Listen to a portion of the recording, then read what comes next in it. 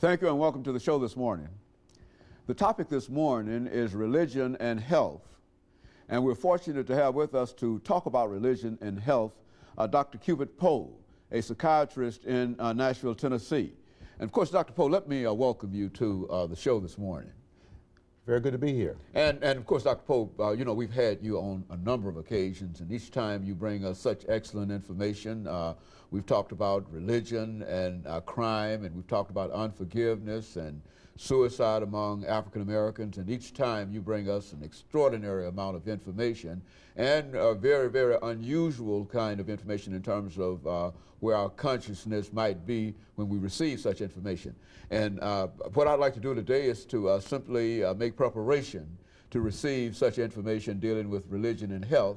But before we get into that, let's have you to give us some information about your background, your education, so that those who might not have seen the many shows that we've had an opportunity to do with you, so that they'll know from what perspective you're coming from, and so that they will be able to better understand your information. Let's do it from that perspective.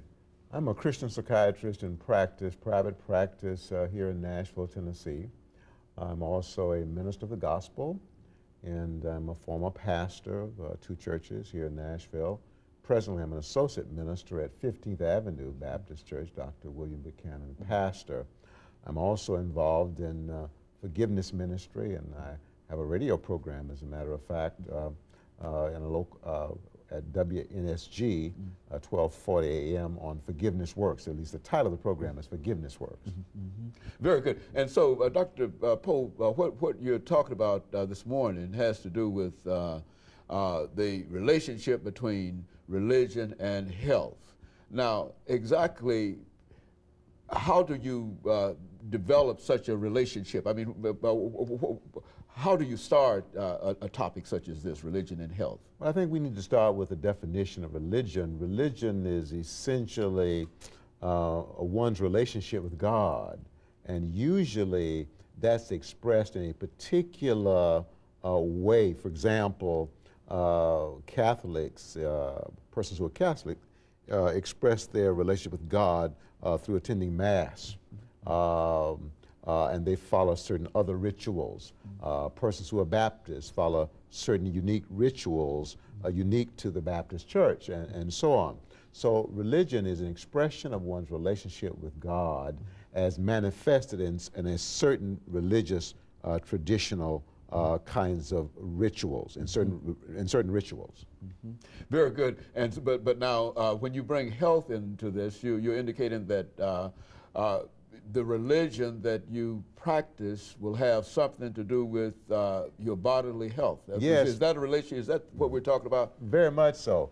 As a matter of fact, the research now has shown over the last 15 years, Dr. Haney, that people who pray on a regular basis, people who attend a place of worship, church, synagogue, or temple on a regular basis, meaning once or more a week, these people have better mental health, they have better physical health, they live longer, they have better functioning immune systems. Therefore, when they do get sick, they recover faster.